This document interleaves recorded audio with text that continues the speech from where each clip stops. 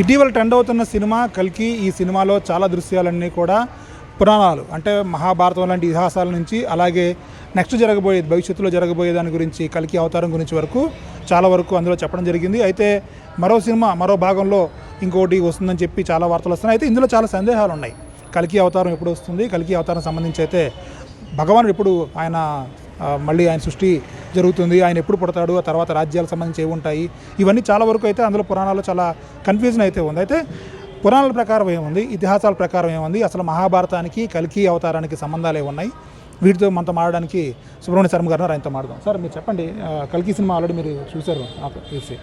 So మీకు అది ఏమనిపిస్తుంది, ఆ సినిమాకి సంబంధించి ఏం తీసుకోవాలి మనం? పురాణం నిజంగా అది ఏదైనా ఉందా, పురాణాలు రాశారా, మహాభారత ఇతిహాసం నుంచి అశ్వత్థామ అక్కడికి వెళ్ళడం కానీ లేకపోతే మిగతా జరగడం కానీ ఇవన్నీ ఉన్నాయా, అసలు ఏం జరుగుతుంది దానికి కొంచెం క్లుప్తంగా దాని గురించి మన సమాచారం అందించండి. ఈ సృష్టి అనేటువంటి యజ్ఞాన్ని బ్రహ్మగారు ఆరంభిస్తారు అని, అలాగే స్థితి అనేటువంటి పరిపాలన మహావిష్ణువు నిర్వహిస్తారని, అలాగే పరమేశ్వరుడు ఈ యొక్క ప్రపంచాన్ని, ఈ జగత్తుని మొత్తం తనలో లయం చేసుకుంటారు అని మనకి అనాది కాలం నుండి తెలిసినటువంటి విషయమే.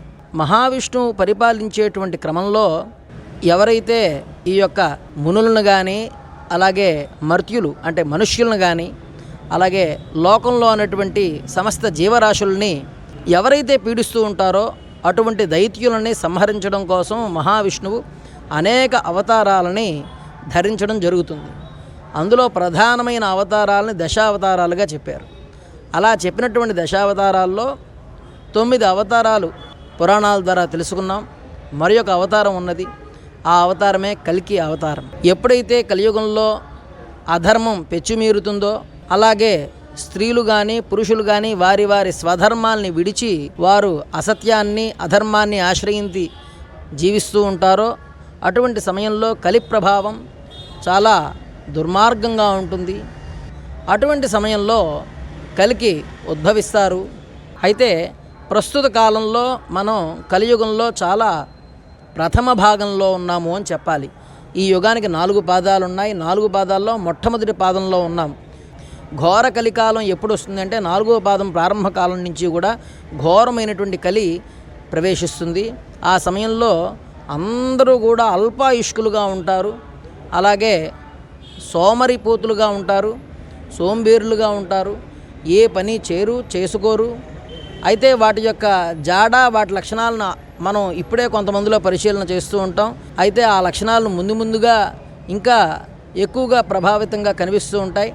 యజ్ఞయాగాది క్రతువులు ఎప్పుడైతే భూమండలంలో పూర్తిగా నశిస్తాయో ఆ క్షణంలోనే ధర్మాన్ని సంస్థాపన చేయడం కోసం భగవంతుడు అవతరిస్తాడు.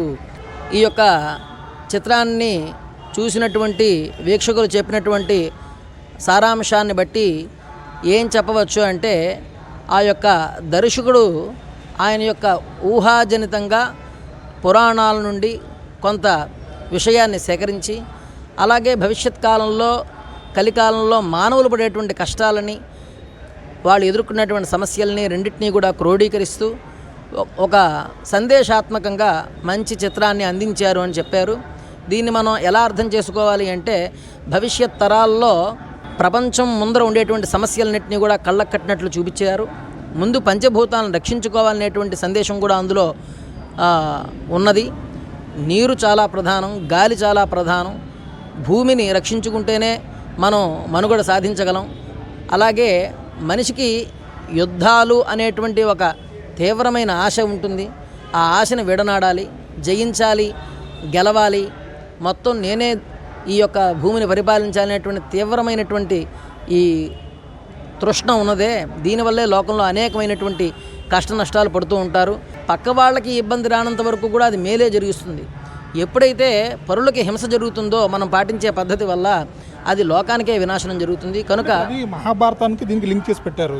సో దానికి నిజంగానే అది ఏమైనా పురాణం ప్రకారం ఉన్నదా, అది ఊహాజనితమైన కథనం అంటారు? ఇది పూర్తిగా ఊహాజనితమైనటువంటి విషయమే. ఎందుకంటే అశ్వత్థామ చిరంజీవులలో ఒకరు. ఎంతవరకు జీవిస్తారు, అలాగే ఆయనకి మోక్షం లభిస్తుందా లేదా అనేటువంటి విషయాలు పూర్తిగా ఆయన స్వకపోల కల్పితంగా చెప్పబడిన విషయాలే కానీ అందులో పురాణ ప్రమేయం ఏమీ లేదు అని చెప్పి తెలుసుకోవాలి. ఎందుకంటే ఇందులో ఒక విషయాన్ని సూటిగా చెప్పాలి అంటే దాని వెనకాలనేటువంటి కథని అలాగే దాని వెనకాలనేటువంటి అనేక అంశాలని మనం పరిగణలోకి తీసుకోవాలి.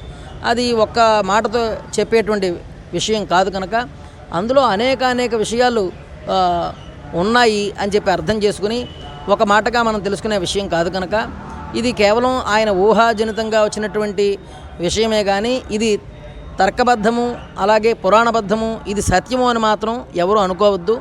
వాళ్ళు కొంత స్వేచ్ఛను తీసుకుని అర్థం అవ్వడం కోసం కొంత కల్పితాలను కూడా ఏర్పాటు చేసి చూపిస్తూ ఉంటారు కనుక వాటిని పూర్తిగా సత్యము అని గ్రహించకండి. అది అందులోంచి వినోదాన్ని తీసుకోండి, అందులో ఉన్నటువంటి ధర్మం అందులో చెప్పినటువంటి మంచిని తెలుసుకోండి. అంతేగాని అదే సత్యము అదే పురాణం అని మాత్రం భావించవద్దు. మన యొక్క చరిత్రని తెలియజేయాలనేటువంటి ఉద్దేశ్యం కావచ్చు, అలాగే ఆ యొక్క చరిత్రలో ఉండేటువంటి మహాపురుషులు, అశ్వత్థామ అంటే చిరంజీవి మహాపురుషుడు, ఆయన యొక్క ప్రస్తావన తీసుకొచ్చినప్పుడు కూడా మనం ఆ యొక్క గొప్పదనాన్ని ఆయన యొక్క మహాత్ముని యొక్క లక్షణాలని మనం ఎలా తెలుసుకోవాలంటే అటువంటి మహాత్ములు ఈ లోకంలో సంచరించారు, ఇప్పటికీ ఆంజనేయ స్వామి చిరంజీవి జీవించి ఉన్నాడు, మనం పిలిస్తే పలుకుతాడు అనేటువంటి భావాన్ని దృఢం చేసుకోవడానికి మాత్రం ఇవన్నీ కూడా ఉపకరిస్తాయి కనుక మనం మంచినే తెలుసుకుందాం. అది మనందరికీ కూడా మంచిని కలిగిస్తుంది. ఇది గురుగారు చెప్తోంది. ముఖ్యంగా ఇందులో మంచి తీసుకోవాలి తప్ప సినిమాలో సత్యం వాస్తవాలు ఉన్నాయని మాత్రం అనుకోవడానికి అంత ఆస్కారం లేదని చెప్తున్నారు. ముఖ్యంగా సినిమాని సినిమాలాగా వినోదం కోసం చూస్తే బాగుంటుంది తప్ప పురాణాల ప్రకారం ఈ సినిమాని చూడడం అయితే కనుక అది అంత అసంబంధంగా ఉంటుందని చెప్తున్నారు. మరోపక్క దర్శకుడు ఊహాజనితమైన కథ లేడు కాబట్టి దాన్ని ఊహాజనితంగానే మనం చూడాలి కాబట్టి ఇంకో విషయానికి వెళ్ళకూడదని చెప్తున్నారు. ఏదేమైనప్పటికీ మహాపురుషుల్ని ఇందులో ఇంక్లూడ్ చేసినందుకు దాంట్లో ధర్మాన్ని మాత్రం తీసుకోవాలి, వాళ్ళు ఆచరించిన న్యాయ ధర్మాలను తీసుకొని అందరూ ఈ విషయం మీద మంచి దృష్టి పెట్టాలని చెప్తున్నారు. ఇది ఆయన గురువు గారు చెప్తోంది. మరిన్ని వివరాల కోసం News18 ఛానల్ సబ్స్క్రైబ్ చేయడం మర్చిపోకండి.